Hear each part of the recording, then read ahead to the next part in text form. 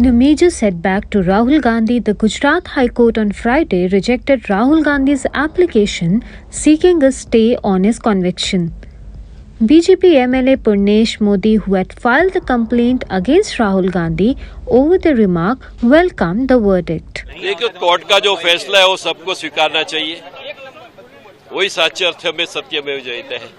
किस तरीके से देखते हैं आप? पहले से बताइए कि आपने जो किस तरीके से इसमें लेके गए थे इस मामले को आगे। ये तो पूरा सबको मालूम है। फिर भी एक बार, जब 2019 के चुनाव में कर्नाटक में बेंगलुरु से 100 किलोमीटर दूर कोलार में जनसभा का आयोजन कांग्रेस पार्टी द्वारा किया गया था, तो उस समय श्रीमान राहुल गांधी जी ने जो निवेदन किया था, संबोधन किया था कि सभी चोरों का उपनाम मोदी क्यों, उसके बारे में पूरे भारतवर्ष में मोदी समाज, मोदी नामधारी, मोदी सरनेमधारी, मोदी उपनेमधारी, मोदी ज्ञाति अनेक करोड़ों लोग हैं। इस समाज को गाली देना ठीक नहीं है। इसके लिए हम लोग समस्त गुजराती मोड़ समाज के में उपप्रमुख की जिम्मेदारी थी, हम सूरत की कोर्ट में गए थे और 2019 के बाद 2023 में जब दोनों पक्षकारों का एविडेंस रखा गया, दोनों पक्षकारों का विटनेस को तलाशा गया, दोनों पक्षकारों का सभी बात, दोनों दलील होने के बाद जब फैसला आया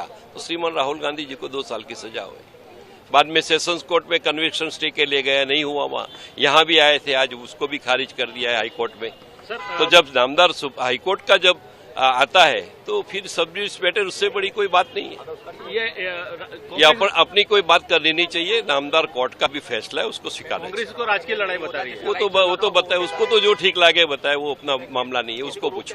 Lawyer of petitioner and BJP MLA Purnesh Modi, advocate Harshit Tolia also spoke on the verdict. जो कोर्ट ने अभी जजमेंट के सुनवाई के वक्त जजमेंट डिलीवर करते वक्त उन्होंने जो मुद्दे दिए हैं उसके हिसाब से मैं जहां तक समझाऊं कि लोअर कोर्ट का जो ऑर्डर है वो सही है।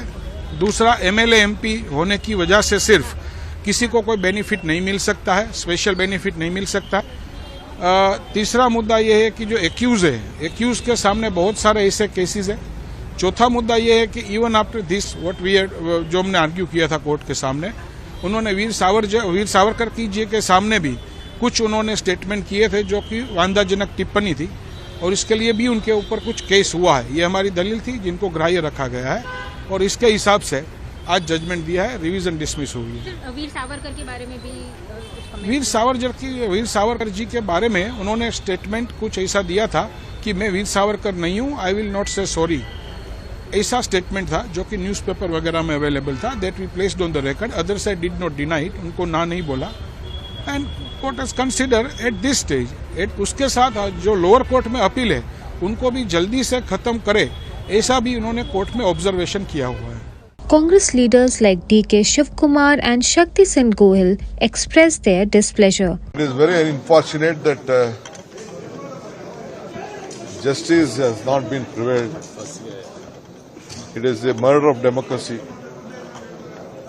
But still the entire country, all the opposition parties and the people of this country stand by Rahulji. He is a great leader who has been fighting across the country to unite country, walking on the streets of this country, fighting against corruption, fighting against unemployment, fighting against price rise. This is the love he has been given to the people of this country. So the BJP leaders are not able to tolerate. They want to block him from the parliament.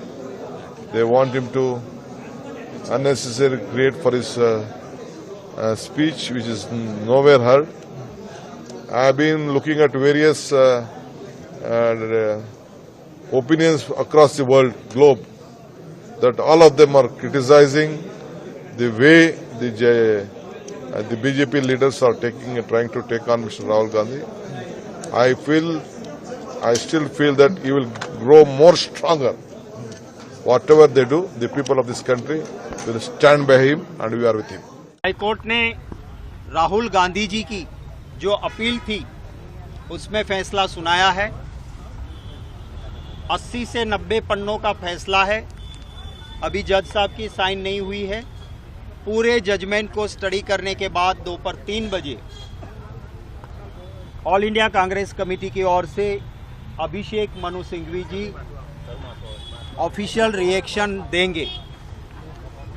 हमें पूरी उम्मीद है supreme court में ये matter जरूर जाएगी और जो पहलू राहुल गांधी जी की फेवर में है, कर्नाटक में कुछ बोलने पे सुप्रीम कोर्ट के काफ़ी जजमेंट है, लॉ क्लियर है कि कर्नाटक में कुछ बोले हैं उसकी मैटर सूरत में चल नहीं सकती। अगर चलानी है तो कानूनन जो प्रोसीजर करनी चाहिए वो हुई नहीं थी।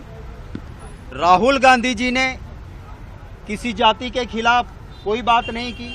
अगर नीरव मोदी, ललित मोदी देश को लूट के गए और उन तथ्यों को जनता के सामने वो रखते हैं तो उनका अधिकार है।